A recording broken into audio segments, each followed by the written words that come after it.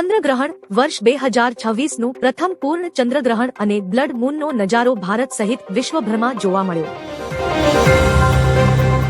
PM મોદીની વાતચીત. પશ્ચિમ એશિયામાં વધતા તણાવ વચ્ચે વડાપ્રધાને ઓમાન અને કુવૈતના નેતાઓ સાથે ટેલિફોનિક ચર્ચા કરી. શાળાઓને ધમકી. અમદાવાદ વડોદરાની 40 શાળાઓને બોમ્બથી ઉડાવી દેવાની ધમકી આપનાર આરોપી પશ્ચિમ બંગાળથી ઝડપાયો. ભાજપ હેલ્પલાઇન. ખાડી દેશોમાં ફસાયેલા ગુજરાતીઓની મદદ માટે ગુજરાત ભાજપ દ્વારા ખાસ હેલ્પલાઇન નંબર જાહેર કરાયા. ઈરાનમાં ભૂકંપ. યુદ્ધની સ્થિતિ વચ્ચે ઈરાનના ગેરાસ ક્ષેત્રમાં 4.3ની તીવ્રતાનો ભૂકંપનો આંચકો અનુભવાયો. વન્યજીવન દિવસ. વિશ્વ વન્યજીવન દિવસે પીએમ મોદીએ ટાઇગર કન્ઝર્વેશન અને પર્યાવરણ સુરક્ષા અંગે પ્રતિબદ્ધતા વ્યક્ત કરી. મંદિરોમાં દર્શન. ચંદ્રગ્રહણના સૂતકને કારણે અંબાજી, સાળંગપુર અને સોમનાથ સહિતના મંદિરોના દર્શનના સમયમાં ફેરફાર કરાયો. રાજકોટ અકસ્માત. જેતપુરના નવાગઢ પાસે એસટી બસ અને અન્ય વાહન વચ્ચે ભયાનક અકસ્માત સર્જાયો. તબીબ સાથે ઠગાઈ. સુરતમાં મહિલા ડોક્ટર સાથે દવામાં રોકાણના બહાને 58 લાખની છેતરપિંડીની ફરિયાદ નોંધાઈ. ઈરાન ઇઝરાયેલ યુદ્ધ. અમેરિકા અને ઇઝરાયેલના ઈરાન પર ભયાનક હુમલા. ઈરાની સુપ્રીમ લીડર આયાતુલ્લા ખામેનીના મોતના અહેવાલ. આકાશ એરની નવી ફ્લાઇટ. અમદાવાદમાં આકાશ એરની નવી સર્વિસનો પ્રારંભ. આજથી અમદાવાદ મુંબઈ વચ્ચે સીધી ફ્લાઇટ શરૂ થશે. મોરબી સિરામિક ઉદ્યોગ. મધ્ય પૂર્વમાં ઈરાન ઇઝરાયેલ યુદ્ધને કારણે નિકાસ અટકતા મોરબીના કેટલાક સિરામિક એકમોમાં શટડાઉન જેવી સ્થિતિ સર્જાઈ. ડાકોર રંગોત્સવ. ફાગણી પૂનમે ડાકોરમાં લાખો ભક્તોએ જય રણહોડના નાદ સાથે હોળી રમી. હર્ષ સંઘવીએ પણ દર્શન કર્યા. વડોદરા એટીએમ આગ. વડોદરાના માંજલપુર વિસ્તારમાં એક એટીએમમાં શોર્ટ સર્કિટથી ભીષણ આગ લાગતા લાખોની રોકડ બળીને ખાખ થઈ. રાજકોટ ડબ્બા ટ્રેડિંગ. પોલીસના દરોડામાં કુખ્યાત રાકેશ પોપટની ઓફિસમાંથી 18 લાખના મુદ્દામાલ સાથે ડબ્બા ટ્રેડિંગ કરતા 3 શખ્સો ઝડપાયા. શેત્રુંજી ડેમ પ્રતિબંધ. હોળી ધૂળેટીના તહેવારોમાં ભાવનગરના શેત્રુંજી ડેમની કેનાલોમાં નહાવા પર વહીવટી તંત્ર દ્વારા કડક પ્રતિબંધ મુકાયો. આણંદ અકસ્માત. આણંદમાં હોળીની આગ કચરાના ઢગલામાં પ્રસરતા બાજુમાં પાર્ક કરેલી 3 કાર બળીને ખાખ થઈ ગઈ. T20 world cup. ભારતની સેમીફાઇનલમાં એન્ટ્રી થતા ક્રિકેટ ચાહકોમાં ઉત્સાહ. વિદેશમાં વસતા ગુજરાતીઓ ખાસ મેચ જોવા ભારત આવ્યા. Surat builder case. Builder Tushar Ghelani આપઘાત કેસમાં આરોપી પૂનમની જામીન અરજી પર કોર્ટ આજે મહત્વનો ચુકાદો આપી શકે છે. હવામાન આગાહી. અંબાલાલ પટેલે માર્ચ મહિનામાં વાતાવરણમાં પલટા અને ગરમી વધવાની સાથે કેટલાક ભાગોમાં છૂટાછવાયા વરસાદની આગાહી કરી. યુરેનિયમ કરાર. ભારત અને કેનેડાએ દ્વિપક્ષીય સંબંધો મજબૂત કરવા માટે યુરેનિયમ સપ્લાયના ઐતિહાસિક કરાર પર હસ્તાક્ષર કર્યા. વિમાન સેવા પ્રભાવિત. મધ્ય પૂર્વમાં વધતા તણાવને પગલે એર ઇન્ડિયા અને સ્પાઇસજેટે ખાડી દેશોની 350થી વધુ ફ્લાઇટ્સ રદ કરી. Ahmedabad metro. Ahmedabad metro phase 2ના ટ્રાયલ રન અંગેના લેટેસ્ટ અપડેટ સાથે ટૂંક સમયમાં નવા રૂટ શરૂ થવાની શક્યતા. હરિયાણા બજેટ. હરિયાણાના મુખ્યમંત્રી નાયબ સિંહ સૈનીએ 2026-27 માટે 2.5 લાખ કરોડનું મોટું બજેટ રજૂ કર્યું.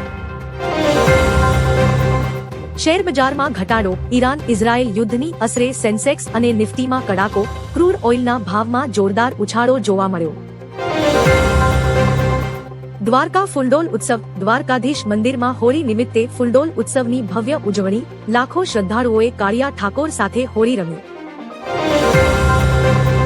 રિયાદમાં ડ્રોન હુમલો. સાઉદી અરેબિયાની રાજધાની રિયાદમાં અમેરિકી દૂતાવાસ પર ડ્રોન હુમલો થતા સુરક્ષા એજન્સીઓ એલર્ટ થઈ.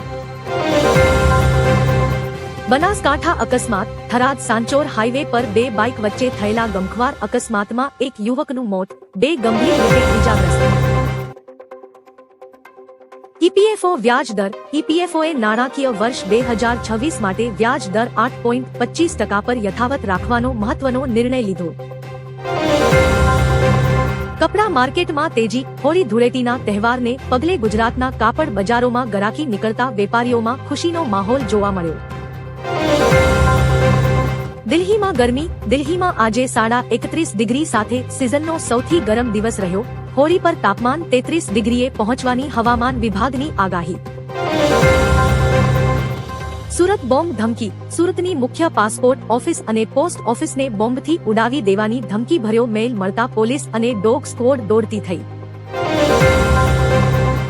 Indigo relief flight. મધ્ય પૂર્વમાં ફસાયેલા ભારતીયોને પરત લાવવા માટે ઇન્ડિગો એરલાઇન્સ દ્વારા જેદ્દાહથી ખાસ રિલીફ ફ્લાઇટ્સ ઓપરેટ કરવાનો મહત્વનો નિર્ણય.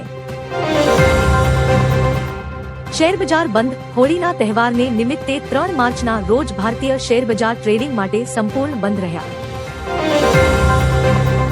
Russia Ukraine update. રશિયાએ ઓપરેશન સિંદૂરમાં S-400 મિસાઇલ ડિફેન્સ સિસ્ટમનો સફળ ઉપયોગ કર્યાનો દાવો કર્યો. યુદ્ધમાં નવા વળાંકના સંકેત. ખંભાત લાંચ કેસ. આણંદના ખંભાતમાં એસીબીએ લાલ દરવાજા પોલીસ ચોકીના પીએસઆઈને 30,000 રૂપિયાની લાંચ લેતા રંગે હાથે ઝડપી લીધા. શાળા વેકેશન. ઉત્તર પ્રદેશ સહિત અનેક રાજ્યોમાં હોળી નિમિત્તે શાળાઓમાં 2 થી 4 માર્ચ સુધી 3 દિવસનું વેકેશન જાહેર કરાયું. PV Sindhu update. ભારતીય badminton star PV Sindhu Dubai airport પર ફ્લાઇટ કેન્સલ થવાને કારણે અટવાયા હોવાના અહેવાલ પ્રાપ્ત થયા છે. Digital data protection. Data privacy અને વોટ્સએપના નવા નિયમો મામલે સુપ્રીમ કોર્ટમાં સુનાવણી. નાગરિકોના ડેટા કંટ્રોલ પર ભાર મુકાયો. હિંમતનગર ગાંજા કેસ. સાબરકાંઠાના હિંમતનગરમાં પોલીસે મોટા પાયે નશીલા પદાર્થોનો જથ્થો ઝડપી પાડ્યો. શહેરને નશામુક્ત કરવા કડક ઝુંબેશ શરૂ. Sanand semiconductor plant. પીએમ મોદીએ સાણંદમાં માઇક્રોન ટેકનોલોજીના સેમિકન્ડક્ટર પ્લાન્ટનું ઉદ્ઘાટન કર્યું. ભારત ચીપ મેન્યુફેક્ચરિંગમાં હબ બનશે. Dubai airspace. ઈરાન ઇઝરાયલ યુદ્ધના કારણે દુબઈ એરસ્પેસ બંધ થતા અમદાવાદથી કેનેડા જતી અનેક ફ્લાઇટ્સ રદ. મુસાફરો મુશ્કેલીમાં. કીર્તિ પટેલ વિવાદ. મહાશિવરાત્રી પર જૂનાગઢ મૃગી કુંડમાં સ્નાન મામલે વિવાદ બાદ કીર્તિ પટેલે સાધુ સંતો સાથે સમાધાન કર્યું.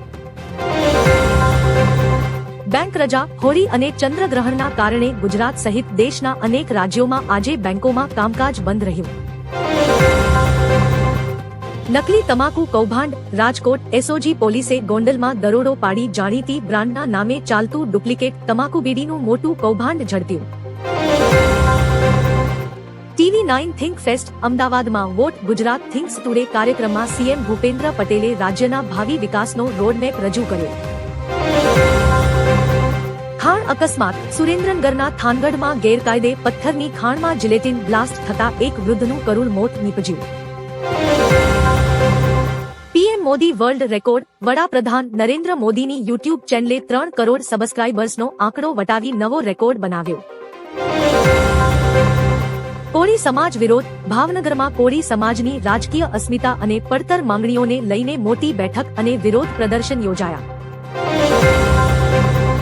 આકાશ એર જાહેરાત. આકાશ એરલાઇન્સે 3 માર્ચથી મુંબઈ જેદ્દાહ રૂટ પર નિયમિત ફ્લાઇટ્સ ફરી શરૂ કરવાની સત્તાવાર જાહેરાત કરી.